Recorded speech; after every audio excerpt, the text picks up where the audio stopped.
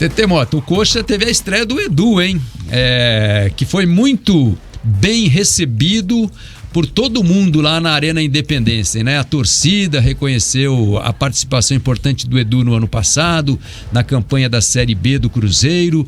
Todos da comissão técnica, do elenco do Cruzeiro que jogaram com o Edu no ano passado, fizeram questão de abraçar o jogador do Coritiba, que acabou estreando no segundo tempo, TT. Exatamente. Ele foi ovacionado pelo torcedor cruzeirense antes da partida e depois, no término do jogo, né? A torcida cruzeirense aplaudindo ele que inclusive cumprimentou todo mundo, né? Não tem. É um jogador que teve uma passagem brilhante, vitoriosa enquanto esteve no Cruzeiro, foi o destaque do Cruzeiro no ano passado, no time que conseguiu o título e também o acesso para a Série A. Claro, a gente viu, né, nas imagens que o Edu tá com um pouquinho acima do peso, aquela coisa. Acho que falta a questão física. Vai ter que dar uma enxugada aí, né? Entrar na dieta, tipo a do Felipe Dalk, assim, que dá resultado. Só castanha, né? Baixa pressão. Podia passar a tua nutricionista pro Edu lá, Dalk. Tá bom, pode deixar. Vou mandar tá dando boa, a tua dieta tá dando boa.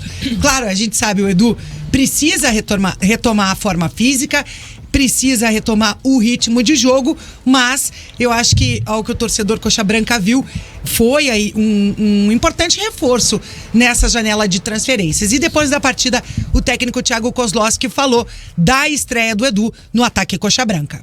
É um atleta que tem o faro do gol. Obviamente que o Edu ainda não se encontra nas melhores condições físicas dele, isso é sabido, né?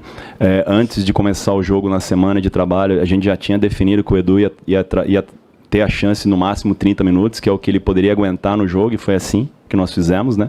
Agora é que a gente espera que ele trabalhe bastante durante a semana, que ele consiga recuperar a forma física dele o mais rápido possível, né?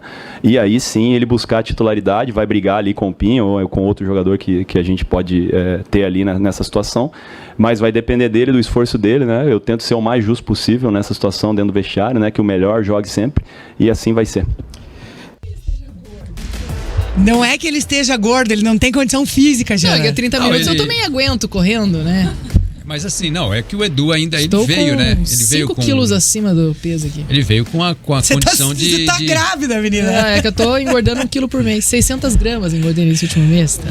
Mas o Edu, ele, na verdade, ele veio já com essa ideia de fazer uma adequação física, né? Ele já vinha com esse acerto. Eu acho até que foi muito rápida a estreia dele, né? É que eu acho que a ideia era colocar o Diogo, né? Mas o Diogo acabou sendo barrado por uma questão de documentação, porque o Diogo surpreendeu a diretoria do Coritiba, a comissão técnica, pela condição física, apesar de não estar jogando, né? De vir também de um tempo sem jogar, mas acabou não podendo ser utilizado. Viajou, treinou com o time, mas não podia estar no banco de reservas. E aí o Edu entrou com uma opção no segundo tempo, mas ele é aquele cara, né, que eu acho que também precisa de um tempo para se ajustar fisicamente. Ele é aquele cara de um toque na bola, né? É aquele finalizador, ele faz gol, mas é preciso que alguém qualifique, né, essa criação de jogada para ele, alguém que crie ali. Mas claro que tem qualidade, eu acho que é um jogador que agrega o Coritiba nesse momento, que o Coritiba tem uma carência ofensiva, né? Por estar muito dependente do Aleph Manga ali para concluir as jogadas. E pelo fato do Rodrigo Pinho não corresponder quando tem a oportunidade. Aos 39 do segundo tempo, o Edu que deu aquele passe pro Diogo Batista, né? Exatamente, o Coritiba foi também assistência dele. Teve oportunidade ali. Então ele tem essa visão de jogo, mas ele é aquele cara que faz tipo pivô ali, né? Ele não constrói jogadas, ele é aquele cara que finaliza, né? Um jogador de conclusão, toques na bola. O Edu é jogador de área, né? Ele é aquele cara que fica ali, espera a bola sobrar, ele de posicionamento para fazer gol de cabeça, né? Óbvio que devido às proporções, o Cano é assim.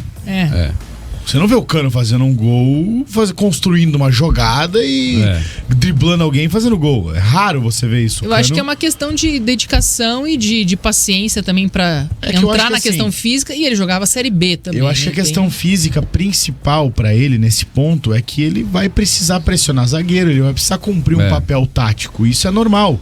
Né? Todo centroavante precisa fazer isso, não é? O cara faz gol. Não, o cara tem que contribuir também na marcação. E agora vai ter. O Thiago até falou essa questão.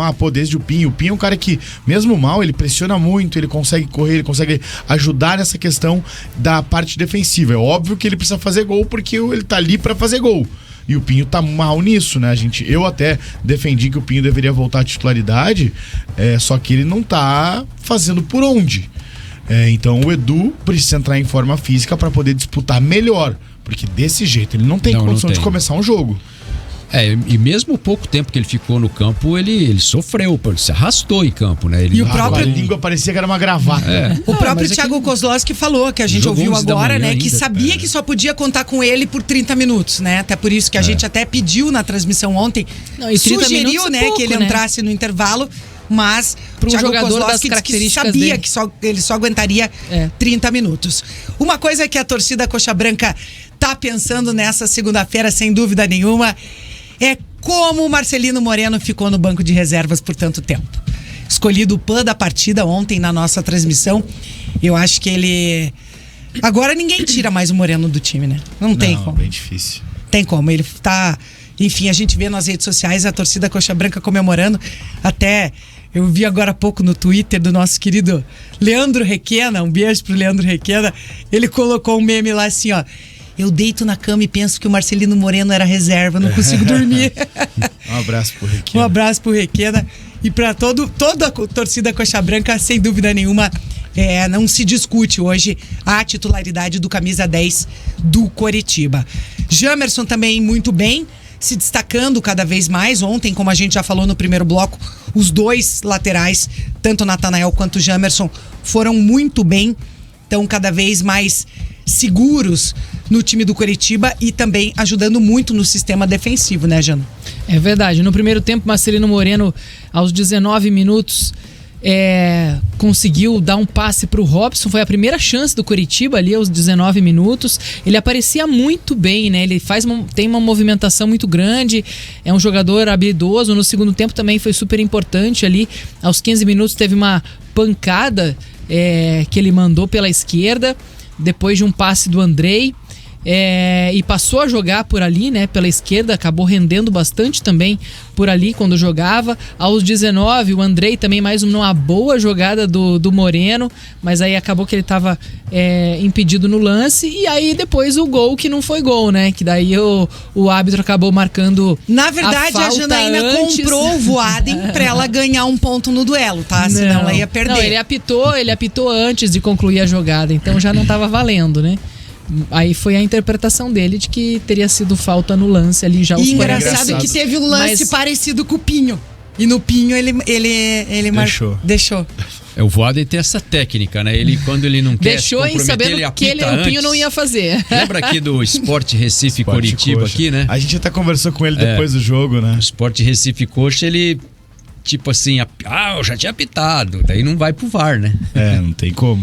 E assim, o Moreno, eu até cheguei um momento a falar que ele era um balde de água no meio do deserto, né? O time do Coxa era o deserto, ele era o balde de água, né? Era a única coisa que funcionava, o único cara que conseguia criar alguma coisa.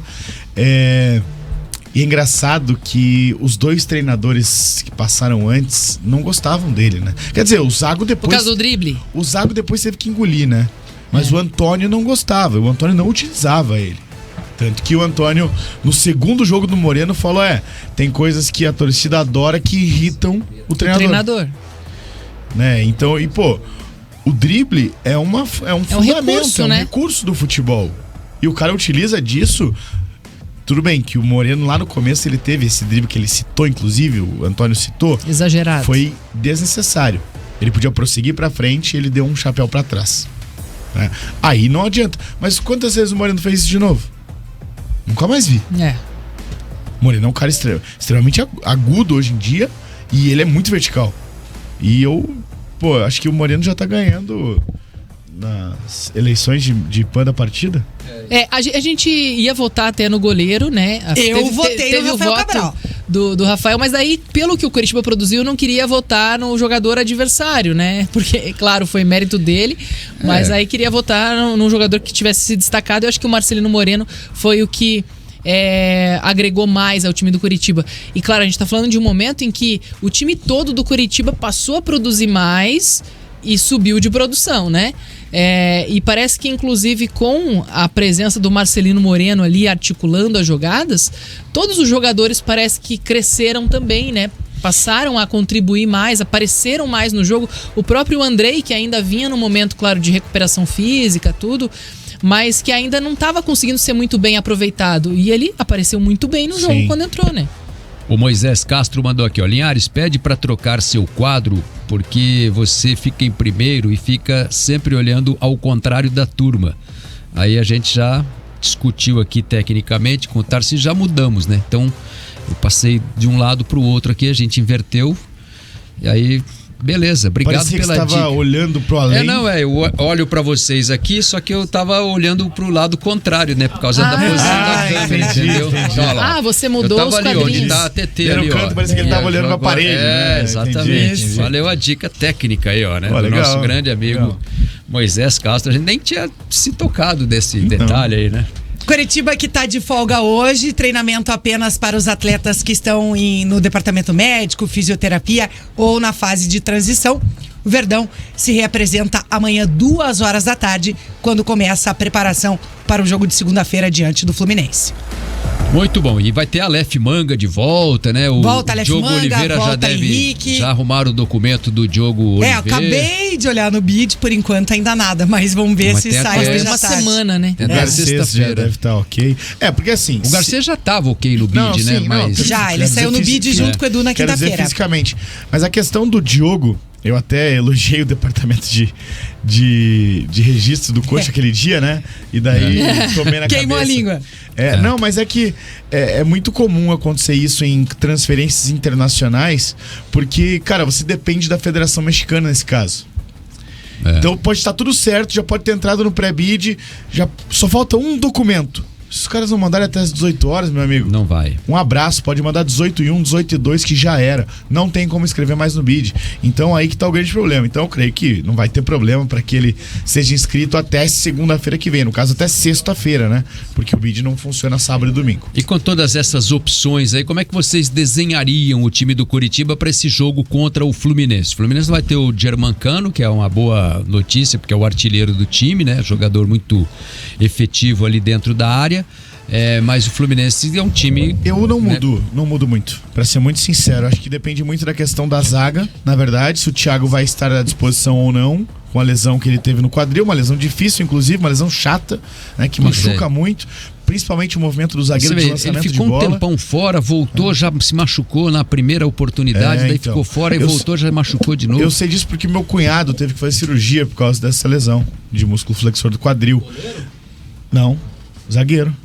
Boleiro. Sim, boleiro, entendi goleiro. Não, o boleiro. Boleiro. Isso, Vitor. Vitor, né?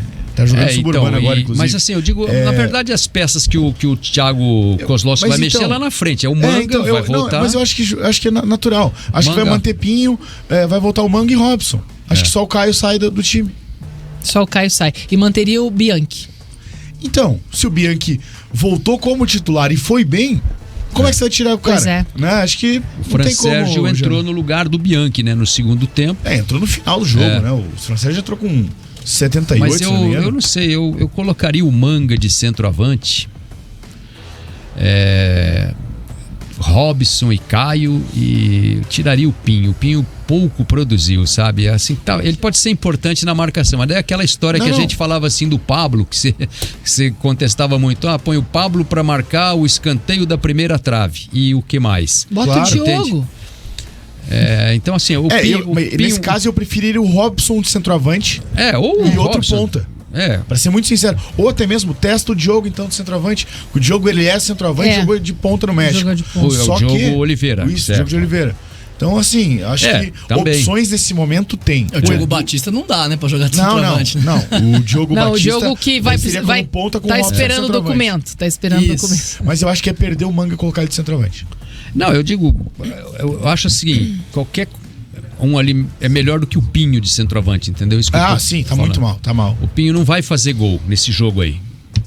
Isso pode pôr aí Quem na disse? KTO aí. Quem não vai fazer gol? O Pinho não vai fazer gol, ele não faz gol. A odd é tá fácil. 100. A fase dele tá muito ruim. Não, a fase A do odd Pinho, tá 1,02. o Pinho tá mal, ele tá numa fase ruim, entende? Ele é um cara assim, ele pode ser muito participativo na questão de recomposição de marcação, de combate na saída de bola e tal. Com certeza. Mas na construção ofensiva, Não tá contribuindo nada. ele teve duas chances assim de arrancada que ele não conseguiu carregar a bola, ele se enrolou, ele se atrapalhou, daí ele caiu, daí ele reclamou de falta. Teve uma bola que ele chegou cara a cara com o goleiro, que ele foi chutar, ele chutou 3 quilos de grama, de terra dentro da área. Entende? Então é um cara que, assim, me parece que tá tecnicamente mal, né? Pelo que eu tô Precisa analisando. da reciclagem. Nenhuma. Lembra a reciclagem, Do Paulo Turra. Então Muito assim, bem. eu acho que nesse aspecto é que eu não contaria com ele. Acho que o Curitiba precisa ganhar os jogos, entende? Precisa pôr gente lá que faça gol, né? E no Couto Pereira, né? Exato. 1h56, destaques finais do Atlético Paranaense, Alexandre Senechal. Eles estão com a agenda essa semana que eu queria, viu, Linhares? Vou pedir pra você. Folga hoje e amanhã. Só se hoje já reapresenta. era, né? Hoje já tá de folga. Não, hoje pra você Hoje já pra mim já era. Amanhã também, pode É esquecer. que, viu? A questão da. Folga vai jogar no Atlético. Eu tiro essa pira com o Linhares aqui, mas na real, eu que faço a escala, né? Então não tem jeito. Porque folga pede lá pro Wesley escalar você. Mas a questão é que tem que ser certo, tudo certinho. E o Atlético tá de folga, então hoje e amanhã só retorna aos treinamentos na quarta-feira pela manhã. Vai trabalhar em um período apenas no CT do Caju toda semana, quarta, quinta, sexta e sábado. Sábado à tarde almoça no CT, viaja pro Rio de Janeiro, pega o voo fretado. Não é o jatão do Linhares Júnior, é o voo fretado do Atlético pro Rio de Janeiro, onde concentra, enfrenta o Vasco da Gama no domingo, 6h30 da tarde. O jogo, inclusive, tá marcado pra São Januário, né? Eu vou até confirmar. Portão tá marcado pra fechado São Januário, ainda, né? portão O Vasco, fechado. O Vasco ainda tá punido. É que o Vasco jogou um jogo no Luso Brasileiro como punição, mas daí conseguiu reverter e jogou depois em São Januário com portões fechados, ainda com a pena. Então o Furacão vai ter um ambiente aí menos hostil para a partida contra o Vasco e sem, não é altitude, mas sem Thiago Heleno, que tomou o 3º cartão amarelo no jogo de ontem diante do Bahia.